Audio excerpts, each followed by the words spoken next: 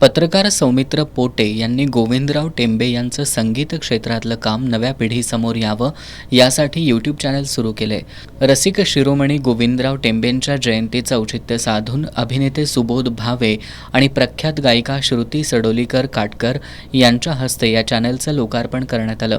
यावेळी बोलताना अभिनेते सुबोध भावे यांनी संगीत दिग्दर्शक हे विशेषण पहिल्यांदा ज्यांच्या नावासमोर लागलं ते गोविंदराव टेंबे हे भारतातील पहिल्या बोलपटाचे नायक होते असं सांगत टेंबे आणि त्यांच्यासारख्या कलाकारांचं काम नव्या पिढीपर्यंत पोहोचणं गरजेचं असल्याचं सांगितलं.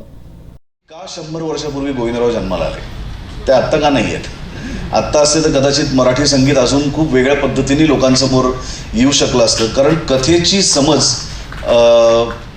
त्याला द्यायच्या रागांची समज आणि त्याचं कंपोजिशन तर इतकं ते सुरिंग आहे सगळं, इतकं म्हणजे प्रासादिक हा शब्द वापरला तर खोटा ठरू नये, इतकं ते प्रासादिक आहे, इतकं ते पवित्र आहे की तो पवित्रपणा आता आमच्या मराठी चित्रपटाच्या संगीतांमधनं कुठेतरी हरवलं असं वाटतं.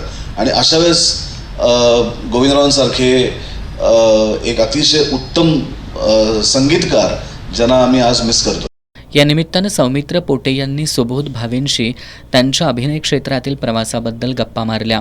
यावेळी त्यांनी आपल्या आयुष्यावर शास्त्रीय आणि नाट्यसंगीताचा कसा प्रभाव पडत गेला हे सांगताना कोल्हापुरात आम्ही असू लाडके चित्रपटापासूनच याचा प्रवास सुरू झाल्याचं आवर्जून नमूद केलं.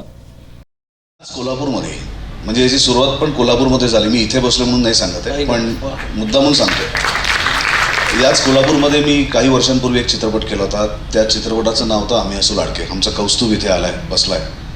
त्या आम्ही असू लाडकेमध्ये शौनक अभिषेकींची एक प्रार्थना होती आणि फार सुंदर प्रार्थना. अशोक पत्कींचं संगीत होतं आणि शौनकने ती गायली होती.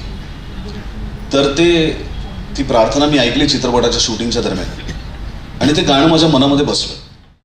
गायिका श्रुती सडोलीकर काटकर यांनी गोविंदराव टेंबे यांच्या प्रतिभेचा खजिना या यूट्यूब चॅनलच्या माध्यमातून रसिकांसमोर खुला होत असून आपण त्याचा एक भाग असल्याचा अभिमान वाटत असल्याचं नमूद केलं. या कार्यक्रमात श्रुती सडोलीकर, सुधीर पोटे, अतुल खांडेकर, श्रद्धा जोशी दांडेकर यांनी गोविंदराव टेंबेंच्या अजरामर रचना सादर केल्या. या मैफिलीमध्ये आशय कुलकर्णी यांनी तबला तर स्वरूप दिवाण यांनी हार्मोनियम साथ केली. या कार्यक्रमाला प्रभाकर वर्तक, गायन समाज देवल क्लबचे पदाधिकारी आणि रसिक उपस्थित होते.